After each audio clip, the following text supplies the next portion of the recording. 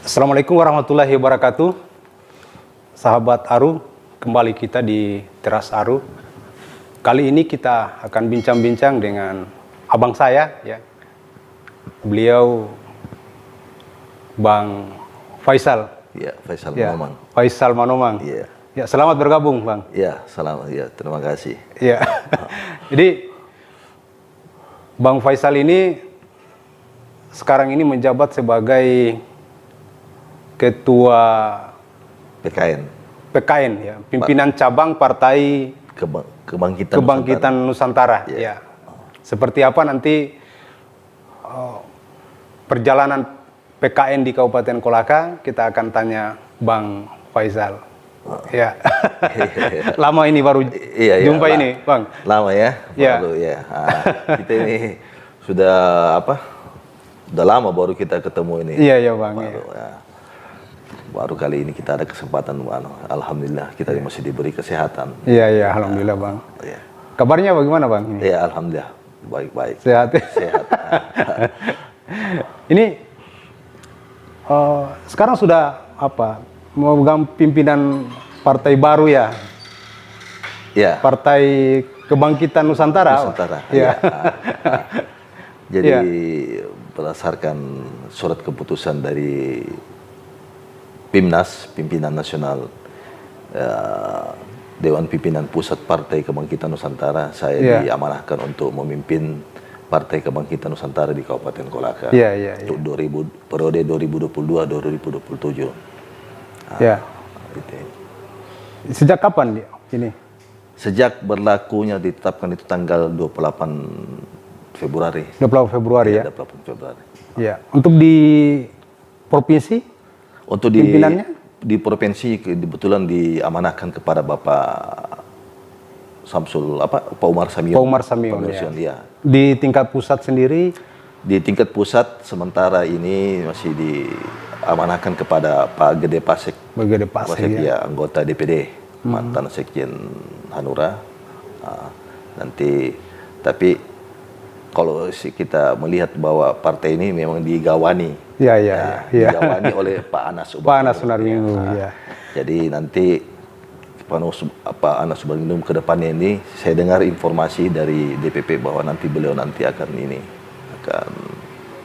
diadakan kongres nanti untuk melegitimasi Pak Anas Sunarminggu. Oh, iya. Ya. Terus ini, Bang, ya. Jadi sebelum diamanahkan untuk memimpin partai PKN, ya. Iya. Sebelumnya Bang ini pernah menjabat juga di beberapa partai, ya, pimpinan partai politik untuk di Kolaka. Iya. Itu bagaimana bisa ini? Ya. Jadi saya pikir ini kan merupakan suatu dinamika politik. Iya. Kan? Orang pindah partai itu bukan hal yang tapi hal yang biasa saja orang pindah partai. Ya. Kalau umpamanya kita sudah tidak cocok lagi, sudah tidak nyaman di satu partai semua, kita pindah dari partai ke partai lain saya pikir. Artinya kita cocok-cocokan, cari partai yang mana bisa kita nyaman. Iya. Dan saya senang di PKN karena saya pikir di PKN itu partai baru, partai pendatang baru, dan ini ada merupakan suatu perbedaan antara kita memegang partai baru atau kita memegang partai lama tapi kita diam. Saya lihat kalau kita memegang partai baru itu rasa kekeluargaannya. Jadi kita jadi itu memegang suatu atau memimpin suatu partai itu tidak mudah. Karena bagaimana caranya bisa kita meramu semua, bagaimana kita punya pengurus partai sampai di tingkat cabang semua, di kecamatan semua, itu bagaimana kita anggap mereka itu seperti keluarga. Jangan kita jadikan mereka itu sebagai sebagai beban buat kita, tapi kita anggap mereka suatu keluarga, sehingga kekompakan, kebersamaan dalam perjuangan untuk mencapai suatu visi misi partai semua, tujuan partai semua, enak kita kalau kita bergandeng tangan bersama dengan Ini partai baru, ya, partai baru tentunya membutuhkan strategi baru, ya semuanya hal yang baru ini. Kira-kira isu apa yang akan dibangun bank sendiri dalam rangka untuk menghadapi panggung politik di 2024 nanti ini? Untuk mencapai, tentu di situ kita berpartai ada tujuan kita bagaimana kita supaya kita punya anggota DPRD di nanti yang terakomodir di Dewan, di DPR. Ini semua tentu memang ada strategi. Saya ada pengalaman, saya pernah pimpin Partai Peduli Rakyat Nasional.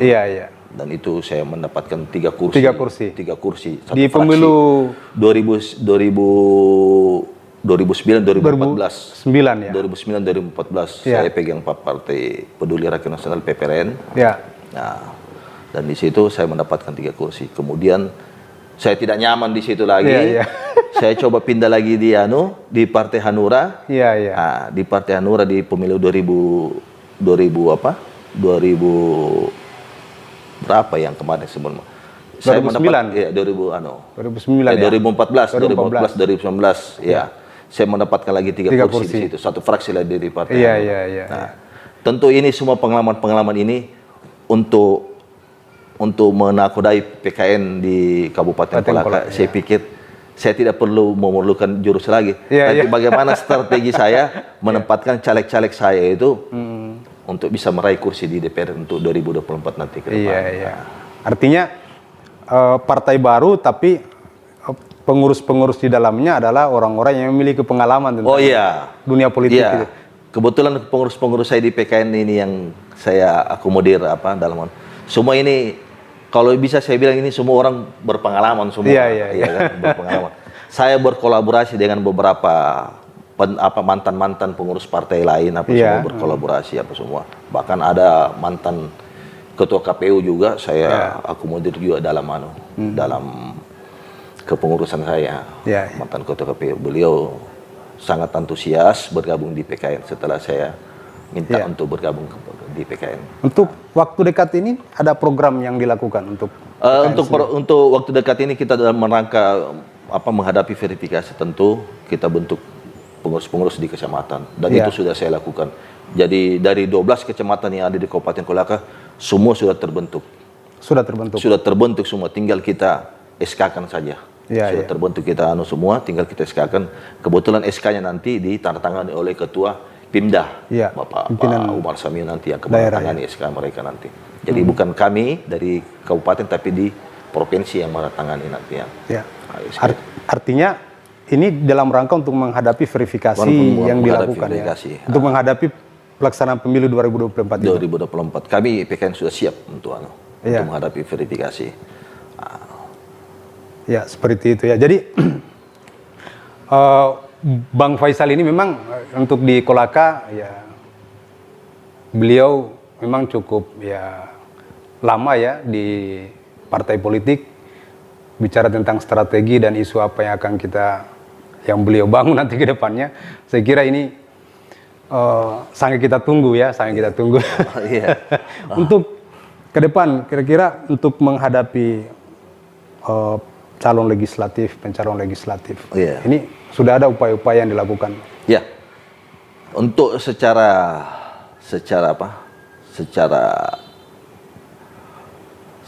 ini kami sudah ada bayang-bayangan siapa yang akan, dan saya sudah hubungi untuk caleg-caleg kami semua.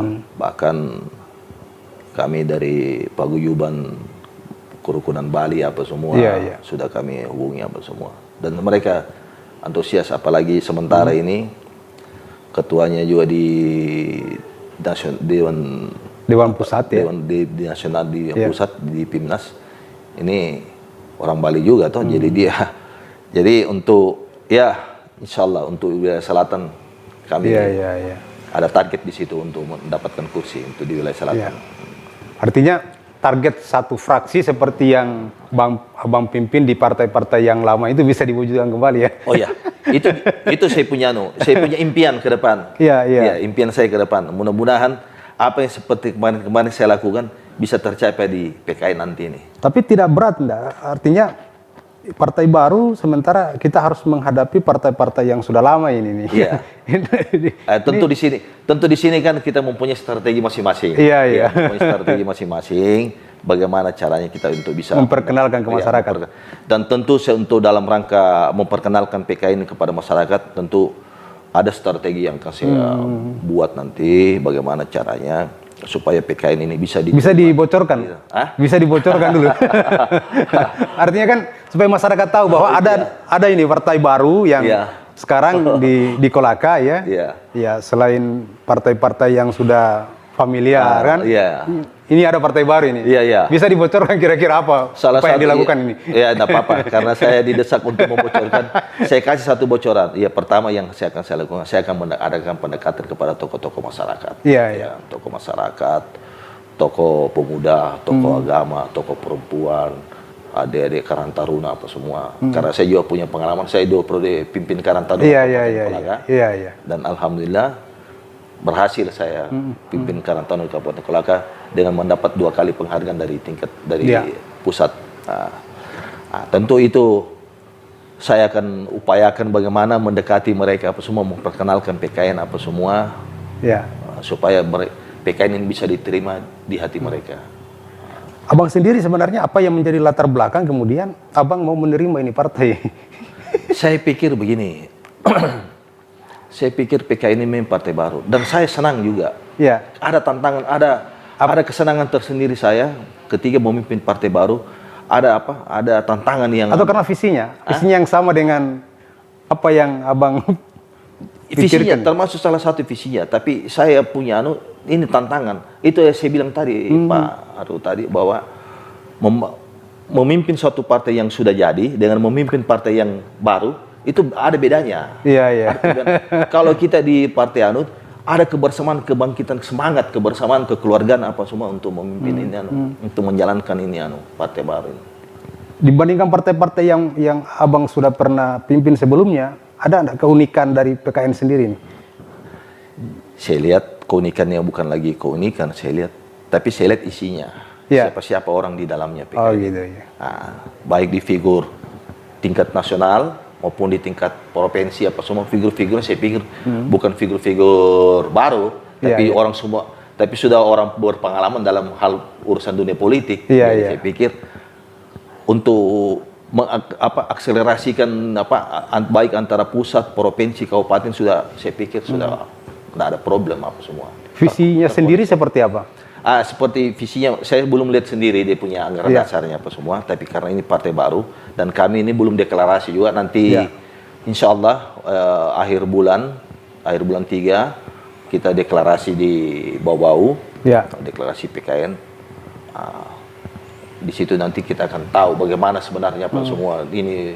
Karena di situ juga di dalam deklarasi di Bau-Bau juga kita akan mengadakan rapat pimpinan daerah pertama untuk PKN di Sulawesi Tenggara. Gitu. Ya, itu yang menjadi tantangannya ya.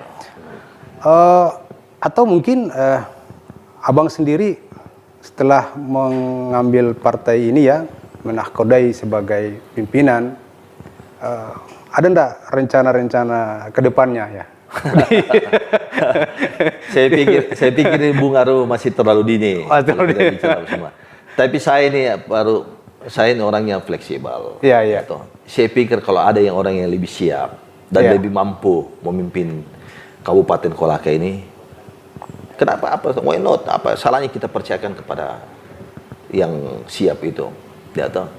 Tapi kalau memang tidak ada yang siap dan memang tidak ada yang tidak ada yang semua ya, sebagai istilahnya sebagai orang partai kita harus siap sedia, tergantung dari pimpinan dari pusat.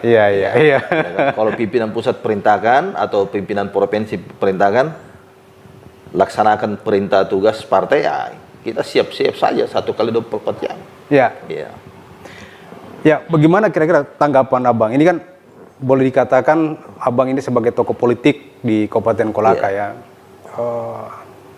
Ini memang belum saatnya sih, tapi paling tidak ada sebuah harapan ya. Kira-kira di 2024 ke depannya itu seperti apa Kolaka ini nanti harapannya?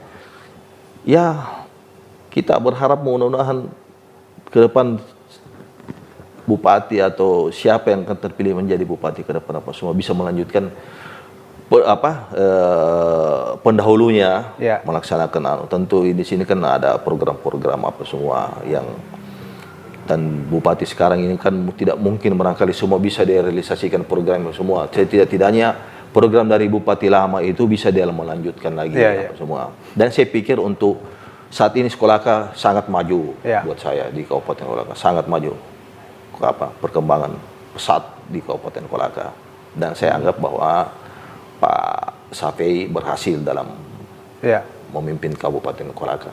Ya. Tinggal kita lihat juga ke depannya pengganti Pak Safei nanti 2024. Kita melihat bagaimana dia punya. Tentu di sini kita harus, saya sebagai ketua partai PKN di Kabupaten Kolaka, saya harus bisa jeli melihat siapa yang paling tepat menggantikan Pak Safei. Minimal kalau dia tidak bisa lebih di atas Pak Safei, minimal dia seimbang lah dengan Pak Safei. Iya kan, dalam hal menjalankan, dalam hal membangun Kabupaten Kolaka ini. Itu. Ya, yang pasti bahwa harapan kita bahwa kedepannya adalah figur-figur yang akan tampil adalah mereka memiliki keinginan sangat besar untuk memajukan daerah Kabupaten Kolaka, kan seperti itu ya. Iya. Saya harap begitu. Siapapun yang terpilih nanti ke depan, dia harus betul-betul menjaga, utamanya menjaga, karena ini di Kabupaten Kolaka ini terdiri dari berbagai macam suku, ini harus dia jaga ini. Kita ini di Kolaka ini banyak orang pendatang semua kan. Jadi harus dia jaga keharmonisan ini antara suku ini, jangan terjadi semua seperti daerah-daerah lain semua kan. Kita di Kolaka ini heterogen dia punya masyarakatnya, jadi betul-betul seorang pemimpin di Kolaka ini harus bisa menjaga itu keharmonisan antara umat dan suku di Kabupaten Kolaka. Terakhir Bang, untuk deklarasi Partai Kebangkitan Nusantara ya? Iya, Kebangkitan Nusantara. Direncanakan itu kapan? Deklarasi apanya? Iya, nanti di akhir ini, bulan ini. Di bulan ini ya? Iya, dan sekaligus penyerahan Rapimda, dan sekaligus di dalam Rapimda itu nanti ada penyerahan SK bentuk visi kami untuk diserahkan langsung oleh dari DPP, dan kemungkinan ketua DPP nanti akan hadir dalam pelaksanaan Rapimda di Kabupaten di Kota Babau. Jadi mudah-mudahan perencana program Rapimda berjalan dengan sukses ya. Oke, terima. Baik, saya kira itulah bincang-bincang kita dengan abang saya Bung Faisal Manumang ya.